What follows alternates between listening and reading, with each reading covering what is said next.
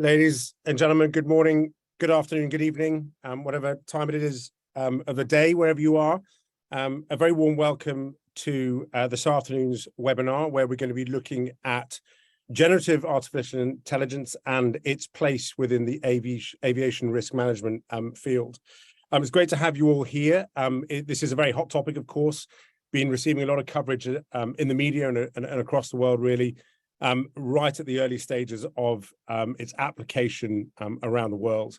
We're very lucky to be joined today by a number of, or a couple of eminent speakers in their fields. But before we move on, just so you know who I am, my name is Andrew Nicholson. I'm the CEO and one of the co-founders of Osprey Flight Solutions. We are an aviation data-driven and AI-led aviation security risk management company, providing solutions to all over the aviation sector.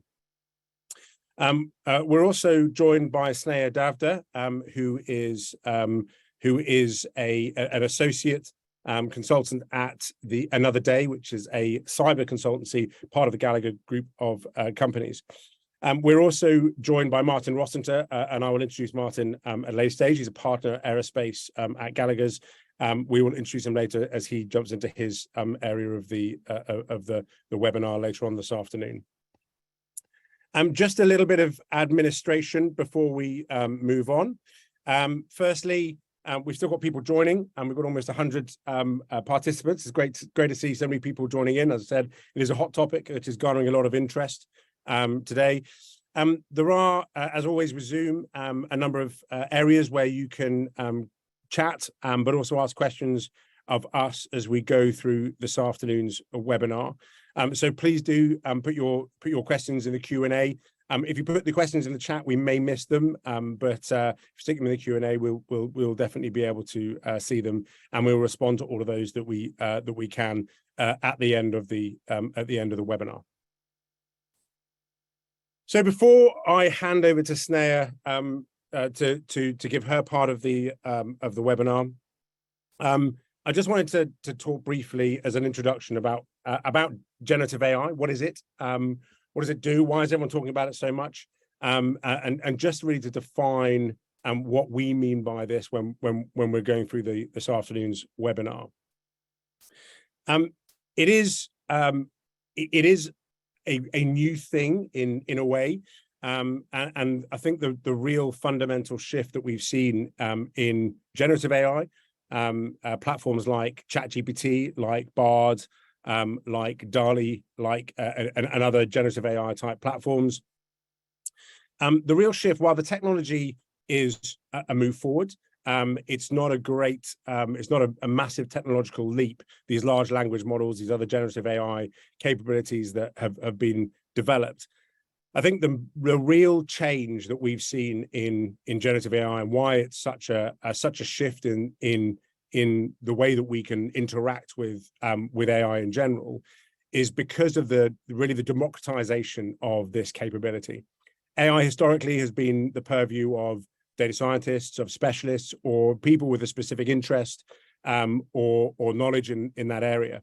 Now, what generative AI has done is it's opened this up to every single person. There has been an exponential growth in the number of people using AI on a daily basis, and knowingly using AI on a daily basis through these generative AI platforms. And that comes with a healthy amount of opportunity, but also a significant amount of risk and limitation. And it's those opportunities and risks and limitations that I'll be addressing, particularly around aviation risk management, when I get onto my section in a bit. And really, when I look at generative AI, these are the kind of things that generative AI at the moment can create in terms of content, audio, code, images, simulations, text, and video. And as I said, this really is the increase in the user base is increasing dramatically the amount of content that is being produced either by AI or GenAI platforms or with generative AI platforms. But as I said, I'll address that when I get onto my section in a little bit. Before I do, what I'd like to do is hand over to Sneha, who is going to cover some of the cyber and governance areas of consideration for generative AI. Sneh, over to you.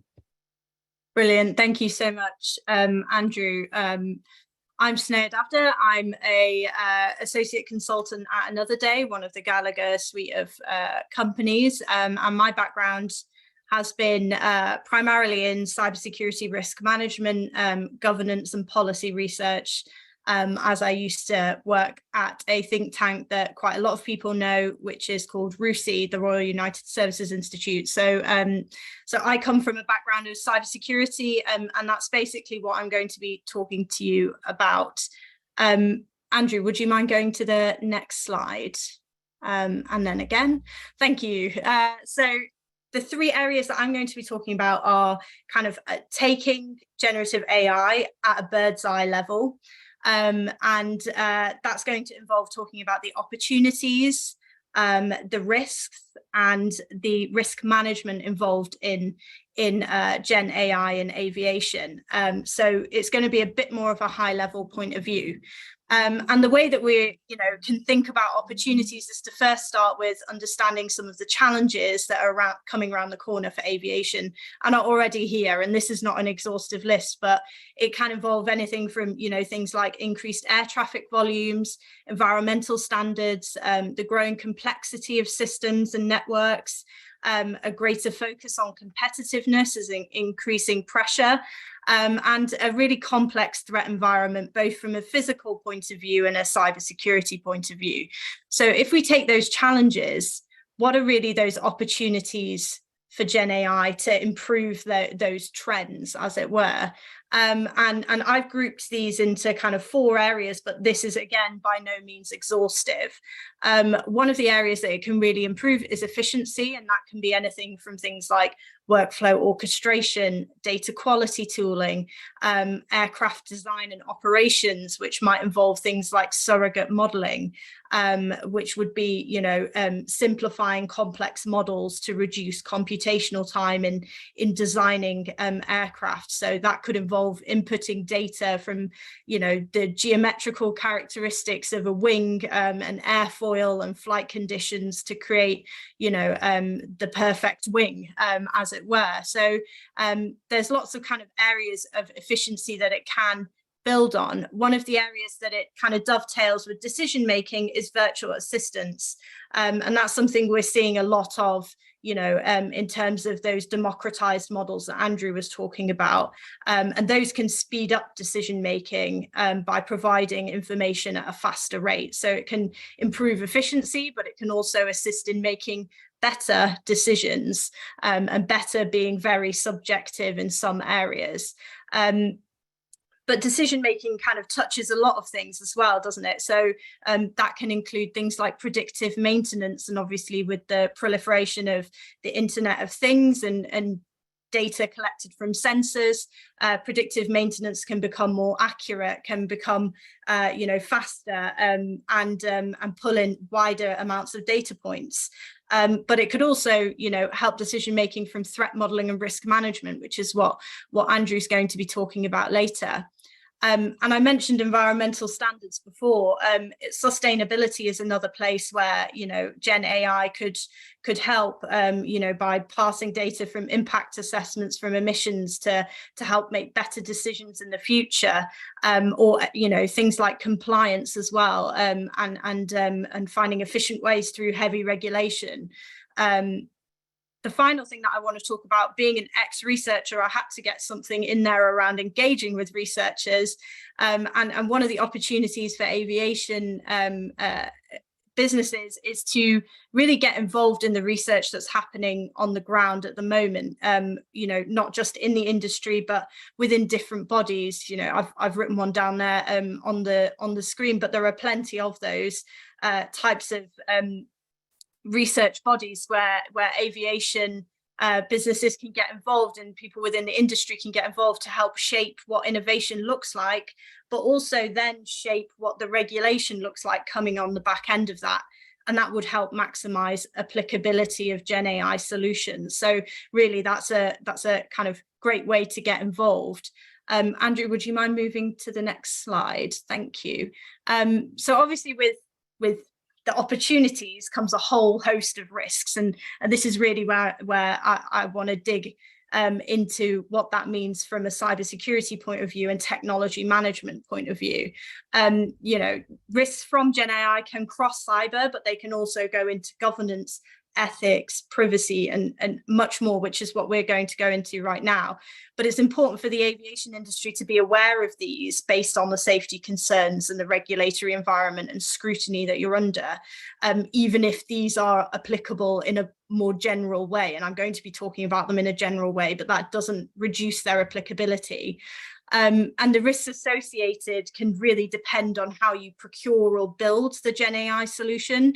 It's probably more likely that you would buy rather than build, but there may be instances where building is a better option for whatever reason, either that's security or dependent on the criticality of the solution to the business or the type of data that you want to input into the model. So bear that in mind, that the risks slightly change based on that calculus. But if we start with cybersecurity first, threat actors, depending on their motivations for attack, have several options they can exploit from a Gen AI solution, which would leave your business vulnerable. And the first one I want to talk about is poisoning, which sounds very dramatic. But really what that means is attackers could compromise the integrity of the data being inputted into the model to force false outputs. And so really that's targeting, how your reliability on that data. And if you rely too heavily on the outputs from a Gen AI solution and it has been compromised and the integrity has been compromised, that could impact the decision you make being right or wrong, or the best decision or the worst decision. The second way that attackers could really impact a Gen AI solution is through interference. And this is really where attackers target the application with something like a distributed denial of service attack to prevent the availability of that application when you need it the most. And that could be, that's probably quite a serious risk when it comes to buying an application, because they can target the provider, and then a number of that provider's clients will not be able to use their product. The third way that I want to talk about the cyber threat is through extraction. And this is where attackers target data exfiltration of either the training data that you input into the model or the outputs that you use to make decisions. And therefore they compromise the confidentiality of the data. And this could be extremely serious when it comes to personally identifiable information. So anything that would come under your kind of customer's data. And then the fourth way, which is slightly more niche, not as well known as the first three, but there is a potential for evasion as well, where attackers use that vast amount of data input and output as a cover for evasion, and that is to sit on the network without being detected. And that can be either through passive means or active means. And I won't go too much into it, but essentially passive is probably more likely, where an attacker uses that data to hide behind it, rather than the attacker trying to particularly target a specific user itself. So that's the kind of cyber threat environment that we're talking about when it comes to the risks associated with Gen AI. There are serious governance risks as well, and this is where it kind of becomes a bit more technology adjacent rather than cybersecurity itself. So the first serious risk is Gen AI could seriously bring up massive gaps within your cyber and privacy frameworks that you use as a company. For example, if you've got poor access control policies, the Gen AI solution is probably going to be easily exploitable, in the sense that you don't have appropriate multi-factor authentication, or you're not providing users with the right amount of information to protect themselves, and attackers could exploit that. There is a risk that Gen AI used for modeling the design or use of the aircraft could come under regulatory scrutiny, and it probably will. At the moment, it's not that huge a risk because we're at such an early stage of the technology, but it is one to kind of watch for coming around the corner. The third risk around governance is what I've called the black box dilemma, and it's not the physical black box on an aircraft. If you're procuring the technology, there is a major risk of not having transparency over what algorithms are being used to parse data and analyze it for outputs. So you won't exactly know how that data is being used, which does raise ethical questions and transparency questions, but you also don't necessarily know how secure that black box is if you're inputting very critical data into it. So there are some risks around procuring that kind of black box technology. The fourth governance risk that I wanted to raise is that it's simply maybe too expensive and you waste a load of money on it.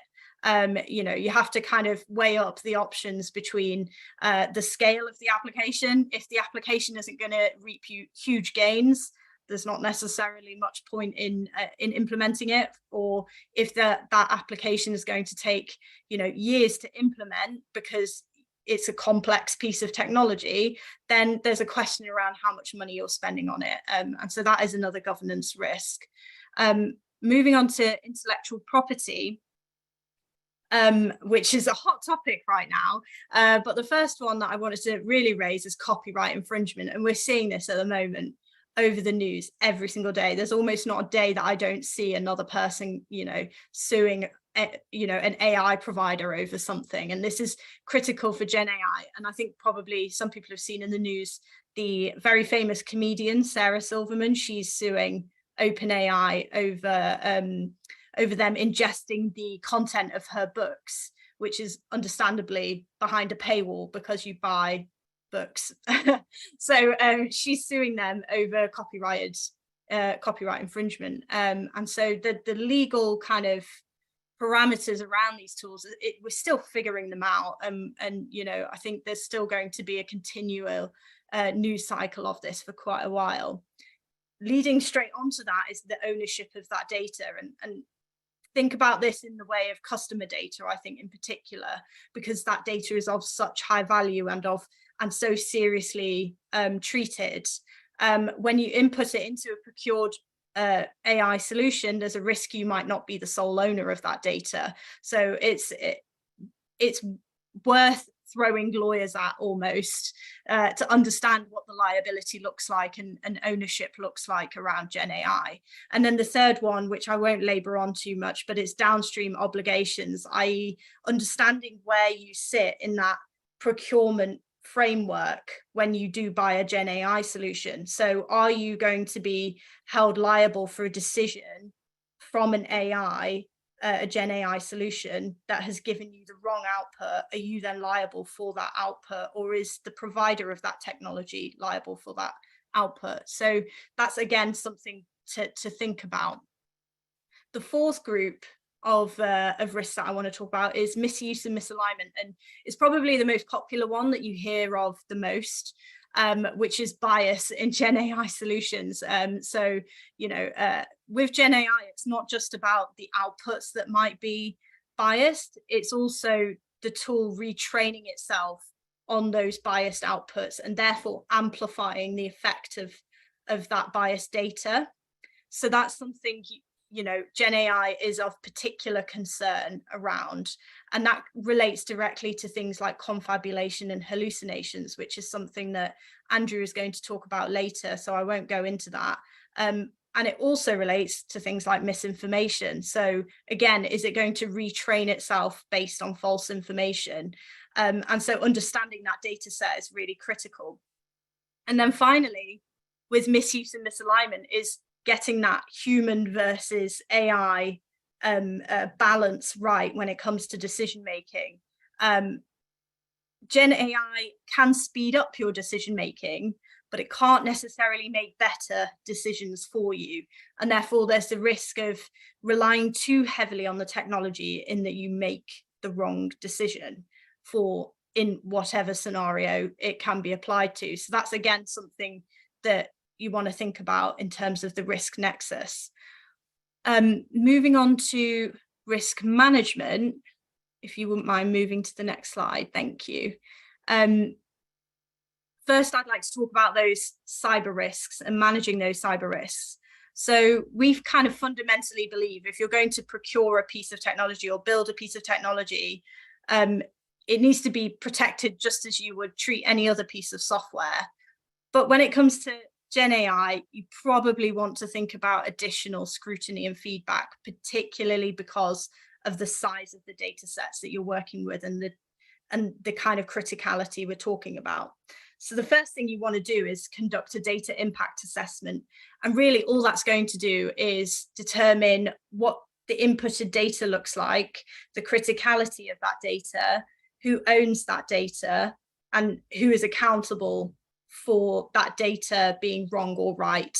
So you want to do a data impact assessment because that will drive all of the subsequent controls, the cybersecurity controls, based on the results of that assessment. So that leads you on to the kind of second thing, which is third-party liability. Once you've kind of done the impact assessment, you want to understand, am I going to be liable if this GenAI solution gives me the wrong answer?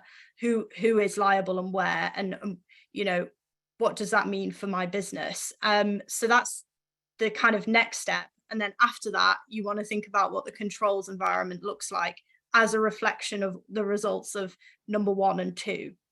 And controls can look anything like, you know, probably a standard. You'd want multi-factor authentication. You'd want the GenAI tool to be only accessible via VPN. And you probably want to apply the principles of least privilege to the tool. So only the people who need that tool have access to that tool. There are a whole host of other controls that you could probably apply to a GenAI solution, but it's also about keeping it, again, proportionate to what the results of that data impact assessment is, because you don't want to spend so much money on securing it when it's not necessarily necessary. The fourth thing that you want to do is ensure there is fair use by employees. So really training them and equipping them with understanding how the tool works, and how much to rely on that, and how much your decision making needs to change based on the outputs of that tool. And that is really critical. And then the fifth thing you want to do to kind of complete the kind of cyber risk management side of it is to conduct risk assessments and join that up with an oversight body. So you want to be conducting a risk assessment at a regular cadence, whether or not that's kind of quarterly, every half a year, every year. You want to be conducting risk assessments pretty regularly, and then feeding those results into an internal oversight body that might be made up of, you know, a working group or a committee of people across the business who would make governance decisions on that. And then finally, I wanted to talk about those tech adjacent risks and how to manage those. And it's probably, you know, the most difficult one because it's so fluid and we don't entirely know what the environment looks like at the moment from a regulation standpoint. But the first thing you want to do is understand what compliance is required. So thinking about the EU and the UK, apologies for the rest of the world, I only focus on the EU and the UK, but there are, you know, a few kind of things coming around the corner from both those two that will determine what compliance looks like. From the EU, it's, you know, around the AI Act and their AI Roadmap 2.0. And I know they have an AI Pact to voluntary behavioural standards. That, again, is something that not just aviation, but a lot of other industries will be looking into. And then from the UK point of view, there's the AI Standards Hub and the AI and Digital Regulations Service, which is also involved in understanding how GenAI is going to change risk management. The second thing you want to kind of risk manage is governance. So the first thing you want to do is update all of those internal policies, which sounds like a very large job to do, but you need to update them to reflect the new use of data. And alongside that, again, work with regulators to build realistic frameworks. The fourth thing you want to do is run reviews and testing. So run regular audits on data sets for any ethical anomalies and carefully select what data you're using for training. And ethics is a really critical part of that. The fourth thing you want to also do is standardize. And at the moment, standards are a bit behind the curve when it comes to Gen AI because it's so new, but there are a number of standards being created by, for example, the ISO around AI data quality, assurance, risk assessment, etc. So they're ones to look out for, and standardization is probably one of the best things to use practically as well moving forward. I'll stop there. Thank you so much for listening to me. I will hand over back to Andrew. Thank you. Thank you very much, Snare. Fascinating. Good to get that overview of the sort of considerations and risks from a governance and a cyber perspective when looking at Gen AI and the implications of that across many industries, but obviously in this situation, aviation and risk management particularly. So what I'm going to do now is I'm going to delve more deeply into the specifics of aviation risk management. That's what we do as an organization. And this really is from a practitioner's point of view. I'm not a technologist. So I'll be looking at it from a practical perspective.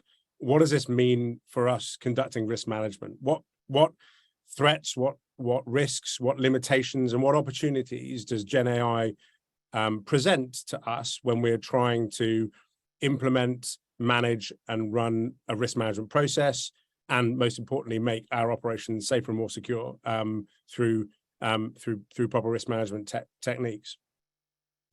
And I sort of said at the beginning, I think the biggest fundamental change around Gen AI is this democratization of AI, this use by suddenly an immense user base. The user base of AI has increased exponentially, and that has resulted and will continue to result in just simply an explosion in content created by or with generative AI capabilities.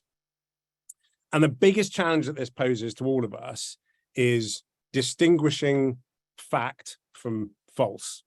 What is actually factual and what is, for a number of different reasons, false, is not factual. And it's Gen AI is making that more challenging to identify. And that, of course, from a risk management perspective, is a real challenge.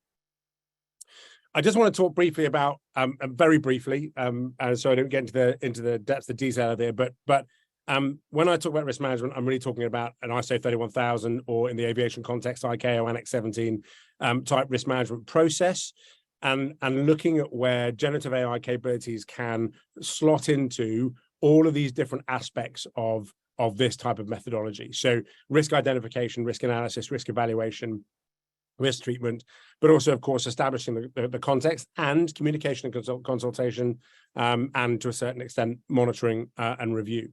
And there are areas that generative AI can bring into all of these things. Now, the fact is that the modern standard for risk management is a data-driven approach. We all need data in order to understand the risks that exist to our operation, to be able to analyze those risks, to quantify them, and to evaluate them, to be able to decide what mitigation measures we can use to treat that risk down to an acceptable level.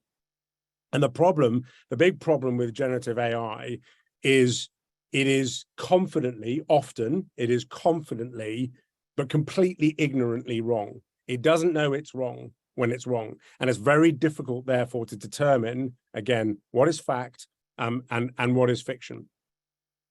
Now, before I go into that in a bit more detail and look at some of those specific risks, what are the sort of capabilities that are offered by Gen AI? And I mean in the risk management space.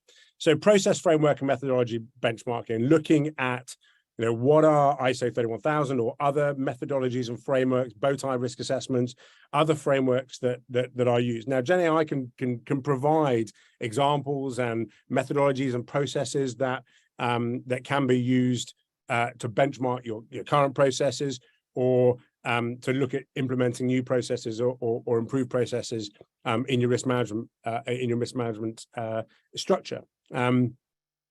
So it's a useful addition in informing that decision making. Secondly, and this is probably the most contentious of all of them, even though it's what Gen AI is really all about, or has been touted as being all about, is content generation.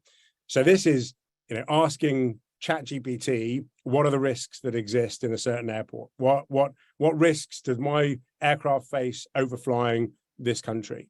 Asking ChatGPT or other generative AI capabilities to give you a factual and objective set of considerations or risks that exist in a particular piece of your operation.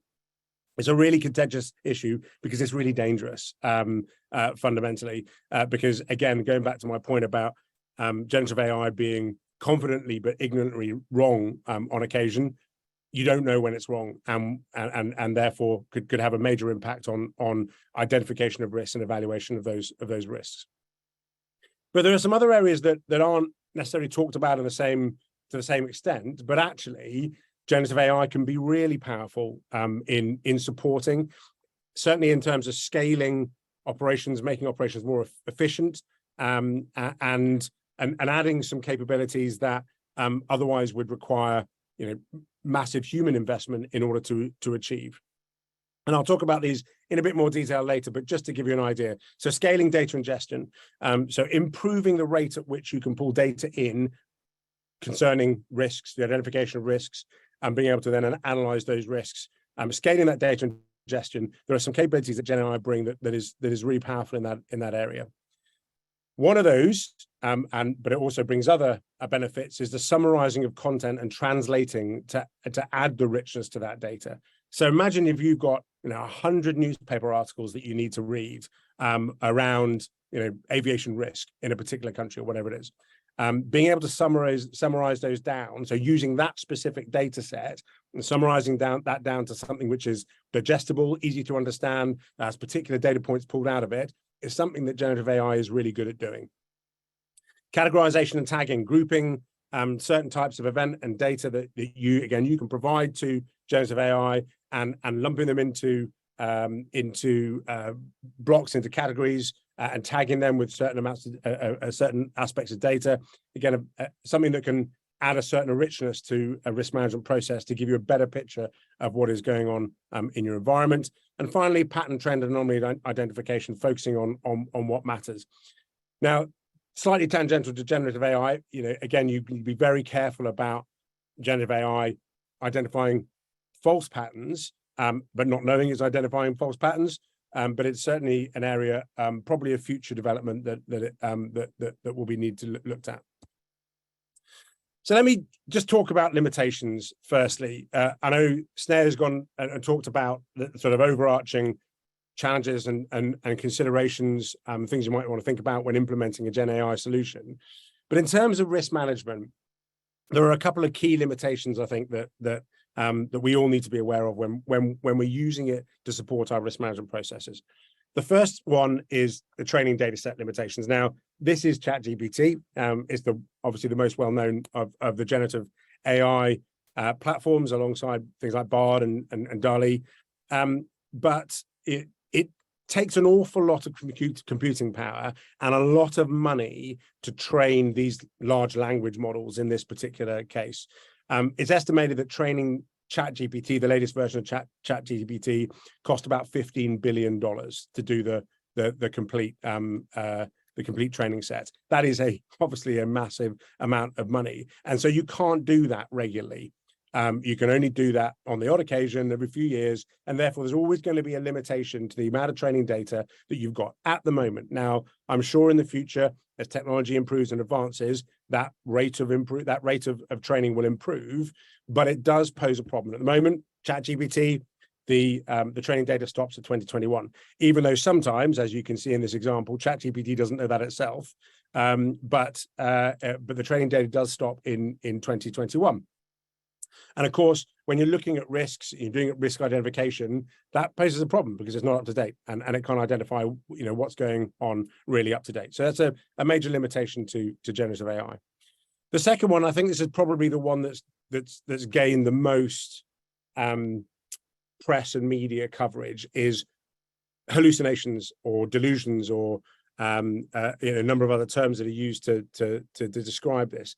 And this is, to be blunt, this is generative AI just making stuff up, and it is exactly what it does.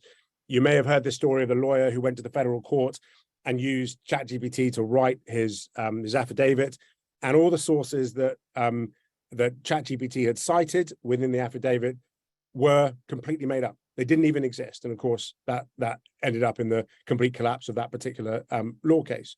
And there are lots and lots of examples of where things have literally just been made up by these generative AI capabilities. Deliberate misinformation.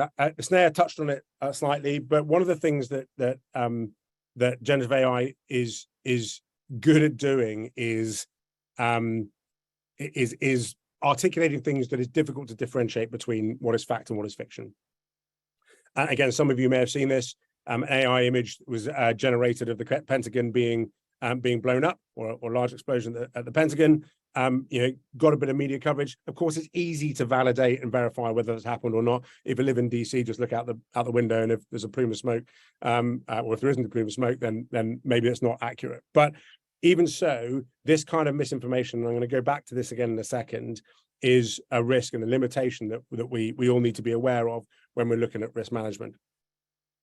And there's a couple of other things that are worth just touching on briefly. The bias stuff, again, Snare mentioned it, but bias is an issue across AI.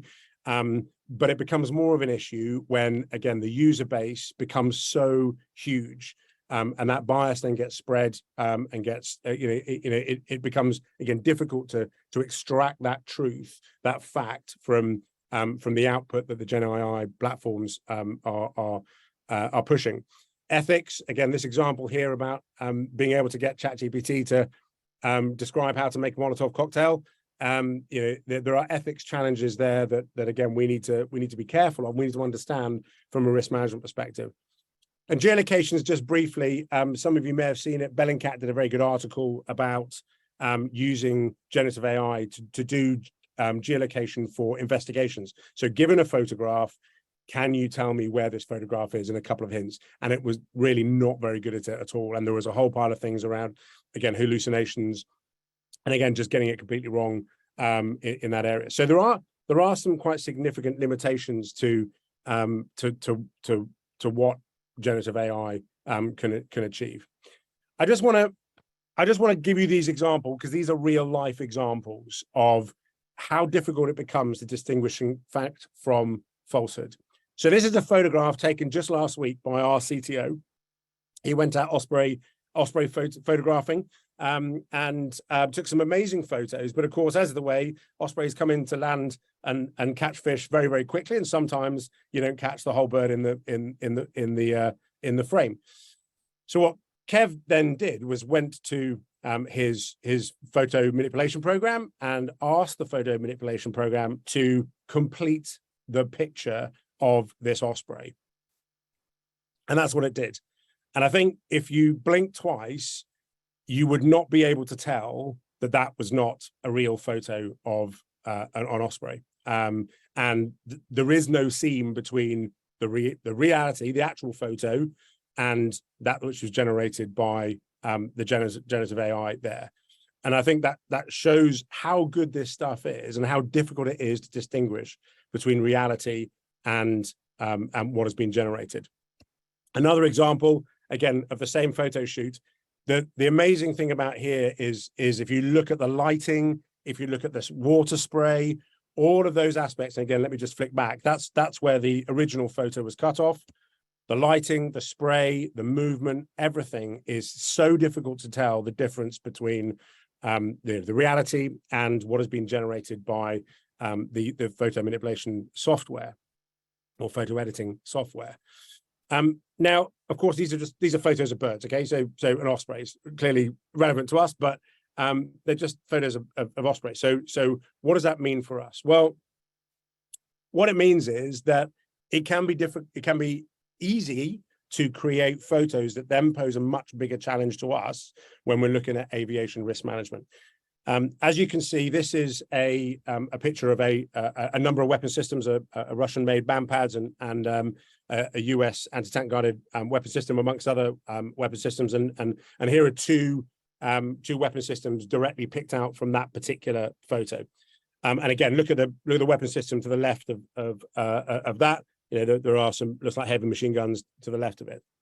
If you were going to a photo editing software that has a generative AI capability and ask it, as we did, to draw a picture of a rocket propelled grenade, and that's what it did. And that picture, again, if you dug into it and you looked at the metadata, you may be able to distinguish, but at first glance, it is very difficult to tell what is real and what isn't real. Now, experts would be able to look at the type of weapon systems and all the rest of it, but I think it demonstrates the chances that being able to inject false capabilities through manipulating imagery and stuff is a perfectly feasible risk that we might encounter in terms of our risk management. So let me just touch briefly on how we're using GenAI. As I said, this is really a practitioner's thing. In terms of looking forward to what generative AI can do, we're such at an early stage of generative AI and the capabilities it can bring to across the board, really, but really to aviation risk management, that it's almost impossible to know where this is going to go in the future.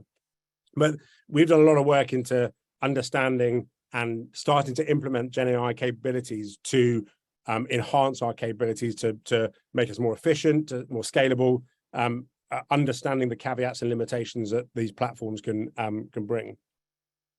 And I think a couple of things that I'd like to pick up from here, really. One of the things that, in terms of mitigating some of those challenges, one of the things that we're doing is actually using our own data to train our own language models. So using the concept of large language models, but using our data, our own models, our own instances of models to train, so that not only do we have control and security over those models, but also that they're trained specifically on the areas that we're looking at, aviation security risk management. So we know that the output is going to be based on that. We also know that the training data is accurate. So we've got full control over that training data, and we know that whatever we train that algorithm on, that it's going to be accurate. It's going to be based on factual data. So that's one of the areas we're doing. But interestingly, sorry, two other things. One is about confidentiality, and as Snea mentioned this, one of the things we need to be very careful about is not putting our confidential data into large language models. And this is, again, one of the reasons why we're using our own instances of language models. Because, of course, there's always the risk that if you put your confidential data in the language models, that when it comes around to doing a retrain, that data comes in. It's all part of the licensing agreement with things like ChatGPT. That data gets subsumed into the overarching training data set and then can be used and regurgitated by someone else who's asking specific questions in that going forward. But what is quite interesting is the way that this has changed our view on what our analyst team is going to be doing in the future and how we might think about training them and changing their skill sets. Because when it comes to particularly large language models, but GenAI in general, one of the sort of key things that's coming out of it is you have to be good at getting the best out of it. If you're not asking the right question of the generative AI platform, then you're going to get the wrong answer out of it. So making sure that you know how to phrase questions, techniques and tricks to use in order to get a succinct and accurate answer is a very important part of the training set. And that's meaning that we're having to retrain and relook at the way our analysts work in order to get the most out of generative AI. But of course, fundamentally, what it comes down to, as I said, the big challenge is differentiating fact from falsehood. And when it comes down to really is verification, validation, and corroboration, which is nothing new. Our analysts are doing that every single day. But the extra focus on that in order to take account of those hallucinations, the confidently and ignorantly wrong aspect of generative AI is a really important part of it. I just want to touch very briefly on one thing, and I talked about scaling data ingestion a little bit. Because this, to me, at the moment, this is the area that is bringing the most value to us as an organization, because we can use generative AI trained on our data sets to improve the speed at which we ingest data, the amount that of data that we ingest. As I said, we can get generative AI to read large amounts of text and summarize it very quickly to pull out specific data points and get data into our platform much more quickly. And that is a really powerful capability. And it's powerful for one real main reason. And that is because the more data you have, the higher resolution your picture is of your environment that you're working in. You have, a massive amount of data. You can get a much, much higher resolution, much more dynamic view of the risks that exist in your operating environment. So the more data we can get in, as long as it's accurate, corroborated, verified, validated, the more data we can get in, the better our picture is. And that enables us to do, one clear thing, and that is forecasting. Let me give you the example of weather forecasting. Some of you, those of you in the UK may remember 1987, Michael Fish telling us all that there wasn't going to be a hurricane. And just a few days later, it was a massive hurricane. It's the biggest hurricane that's ever hit the UK, and caused weeks worth of power outages and all sorts of challenge. Because that's, at the time, that was the way that weather forecasting was done. It was done by, small numbers of expert people who were subjective based on their own opinions and biases and training and expertise, but it was all down to them as individuals. Over the years, the amount of data that has been gathered around the weather has increased and increased and increased, and it's allowed us to become much, much better in forecasting weather activity and what's going to happen in the future, to the point now that our forecasts, certainly in the week to 2 week periods, are really quite accurate and being able to really cross over. And it's down to one thing, really, and it's the amount of data that we can pull into our weather models. Now, the aviation system is very similar to weather. It's an open system with almost infinite variables. But even so, the more data we can pull in, the better our forecasting and prediction can be. And again, that's what risk management is all about. If we tell people what happened yesterday or last week, it's at best academically interesting, unless we can say this is what it means for you tomorrow or next week or the week after. So very briefly, we've done this on a number of occasions. The Russia-Ukraine invasion is a good example of where our AI was able to identify patterns and trends and anomalies in the data well before the invasion happened, which allowed us with a high level of confidence to forecast that the invasion was going to happen in the near future. And we're transitioning that now into Osprey forecast. In fact, the first Osprey forecast, which is a specific thing, is going to be coming out this afternoon.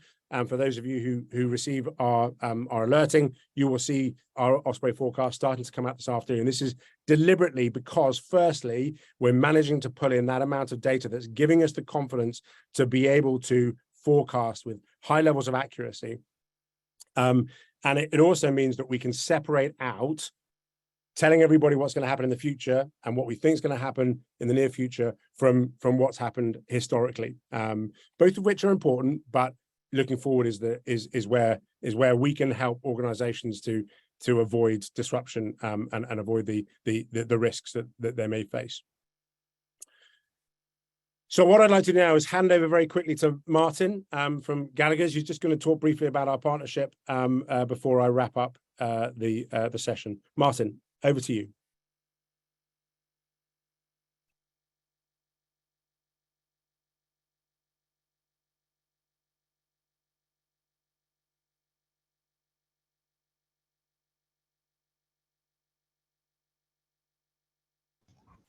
Sorry about that, Andrew. Thanks, Andrew. So I just wanted to say a few words about the groundbreaking partnership Gallagher has with Osprey. Gallagher Aerospace sees the collaboration with Osprey as an important investment in supporting our clients around a vital area of their operations and a key part of their risk profiles. At Gallagher, we fully appreciate the critical nature of threat intelligence and aviation risk management and the importance of accessing the most up-to-date analytics and data for informed flight operations decision-making. We set up the preferential partnership with Osprey 18 months ago to allow us to work more effectively and on a coordinated basis to bring added value to clients across the risk management insurance sectors. Increasing insurers' awareness of the operational value of Osprey's platform in mitigating risk, both for the operator and similarly for the aviation war risk insurance market, has been a key part of this. This has growing relevance as geopolitical uncertainties have increased with events in Ukraine and Sudan, plus many other regions. It's important to bear in mind that the aviation war insurance premiums may be approaching significant figures in perhaps up to $1 billion into 2024 and beyond. So this is a rising cost to the airline community, and limiting the impact to you is our primary goal. We've also engaged with Osprey to support Gallagher's groundbreaking insurance reinstatement solution in the event of a hostile nuclear detonation, which would have a seismic impact to the availability of insurance cover, which you need to allow flight operations to be maintained. The partnerships also allowed us from the insurance side to exclusively deliver preferential benefits to clients from the suite of Osprey services, and we will happily discuss these with you and your risk and insurance teams at your convenience. As part of our commitment to getting insurers to engage and recognise the transformational value of Osprey's capabilities in the risk management field, we've been able to secure risk bursary contributions from insurers to support the adoption and upgrade of these capabilities at operational level. I think all of that has underscored the partnership and the value that we're delivering on a collective basis across Osprey and Gallagher to the air transport community. I also wanted to mention the whole topic of cyber risk, which has assumed an increasing profile for the air transport industry in the last decade, whether around operational disruption, loss of revenue, privacy issues, ransomware threats, or brand reputational damage. This threat is constantly evolving, as we see with the GenAI conversation earlier. And as with aviation security threats, it is important to ensure that this is appropriately risk managed. At Gallagher, in cooperation with our consulting colleagues such as Sneo, who we heard from earlier, we've been working closely with our airline clients to assist them in mapping and assessing their risk, and where appropriate, translating that into viable cyber insurance solutions. We would encourage all of you to consider this aspect with your risk and insurance colleagues, and we'll happily engage with you to discuss how we can support you to address this risk vector. I would just finish by saying that as brokers and consultants, we are committed to delivering enhanced risk management value to all our industry clients beyond the core insurance product, and our successful collaboration with Osprey is clear testament to this. On that note, I'll hand back to Andrew. Thanks, Martin. Thank you very much indeed, and it's been a fantastic 18 months of partnership, and look forward to many more years of it going ahead. So I just want to wrap up briefly before we head into a period where we can have questions. A couple of questions have come through outside of this, but please do, if you've got any questions, please just stick them in the Q&A, and we'll get to them. We've got just a few minutes left within the time. But just wrapping up, kind of things that we've been talking out today, and just again, just to mention that we don't really know where GenAI is going to get to, as we don't when new technologies appear in society, in the world as a whole, particularly new technologies which have such a broad use case and user base as GenAI capabilities like ChatGPT and DALL-E have. And societies will move and mold and change those technologies as they do in a kind of an ever-running river of change. But what we do know is that the as I said, the explosion of content that we're getting from these GenAI or with use of these GenAI capabilities is just an exponential increase, and it poses significant risk to identifying and distinguishing between the fact and the false. And that's a really key area of what we need to do. And I think combined with that, and also combined in trying to get the best out of these GenAI, the way that we as analysts or the way that risk managers interact or train or interact with GenAI platforms is changing. And we need to be aware of that, and we need to stay on top of the training and the knowledge that we need to impart in order to get the best out of these platforms within the caveats and risks that we've identified today. And finally, I just want to make the point that generative AI is not a solution to risk management. It is a component of a solution already, and it may well prove to be an increasing component of a solution for risk management, for framework. But it is not a solution in and of itself. And I've heard some people talking about certain aspects of GenAI as being a solution to risk management, but it is not, for all the reasons that we've highlighted already. And it's important to have it as, understand the caveats, the risks, the limitations, and have it as a component of a broader risk management solution. So that is that. Thank you very much for listening. I'm just going to answer a couple of questions. That come through. One's just asked about the beginning of the session. Will be able to access the recording? Yes. Everyone who's registered will receive a link to recording of this session, so you'll be able to receive that. So and quite a few more people registered than could actually come along. So everyone will receive that as well. So answer that question. A couple of other questions that came through. One is, what would be the initial part in aviation that AI would be integrated? Would it be an ATC or avionics software in the cockpit? It's a really interesting question, and it's a bit broad for today's webinar. But I mean, AI is already in it being used across a broad spectrum of aviation software packages. We already know it's being used in ATC arena, maybe not operationally, but certainly in the innovation areas is being brought in. And a number of companies and organizations who are looking at using AI to increase capacity, particularly air traffic management capacity and that kind of area. And inevitably, avionics will and are the same. People are looking to leverage AI to increase scalability and efficiency. So hasn't really answered the question about where will the first application be. It's very difficult to say, but I think suffice it to say that AI will become a pervasive part of every aspect of our operation moving forward, I think. So a very interesting question here. What would you say is the added value of using a large language model and GenAI for security management rather than traditional neural networks and machine learning? Very, very good question. So we use all of those aspects, of course. As I said, we use traditional neural networks, deep learning, but also just basic machine learning, particularly for categorization, tagging, anomaly detection, and trend and pattern detection as well. And I think the fact is that the generative AI is an AI tool, as all of these other AI capabilities are. They're a tool in order to deliver an output. They are not the output themselves. They are components of, as I said before, of a risk management process, and all of them have value in different areas. And there will be things that you use machine learning for and neural networks for that you wouldn't use a generative AI capability for. And likewise, there are certain things that generative AI can do that machine learning and neural networks and deep learning can't achieve.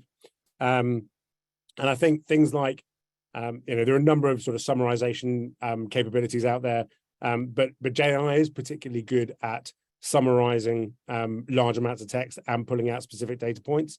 So comparisons between different capabilities to achieve that are worthwhile. But again, although I haven't given you a firm answer, I think you have to use the right tool for the right job. They are just tools; they're a means to an end, not the end in itself.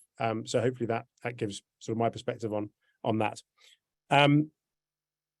So what do regulators need to do to stay on top of AI development? So this is a really challenging question. Maybe Sneha, actually, maybe you might want to leap in on this one. This is your a bit more your area of expertise. Do you want to go ahead on that? Yeah, sure. Very quickly in the time we've got left. The thing that I would probably say to regulators first is to build kind of appropriate public-private partnerships with different types of businesses in the aviation industry, not looking at a particular kind of type of, just airlines, for example. They need to move across the whole of the industry to be able to understand where AI is being applied within the industry as a whole. If we're talking about a kind of higher level approach to that, it's, in-depth research into what's happening at the moment with AI, and also having a strong understanding of the research environment around that. And there are things like the Alan Turing Institute who do a great job at building out the kind of scientific language around AI and looking at the applicability of that and the associated kind of regulation and standards. It will inevitably always be behind the technology, though. It's just the way that unfortunately bureaucracy works. So yeah. Yeah, I think that's the point I was going to make there as well, is that It does take time for regulation to kick in, to be developed. It takes a long time. It takes a lot of collaboration and work, and it just can't keep pace with technology. So there's always a challenge there, and we've seen it across a number of tech arenas. Martin, did you have anything to add on to that?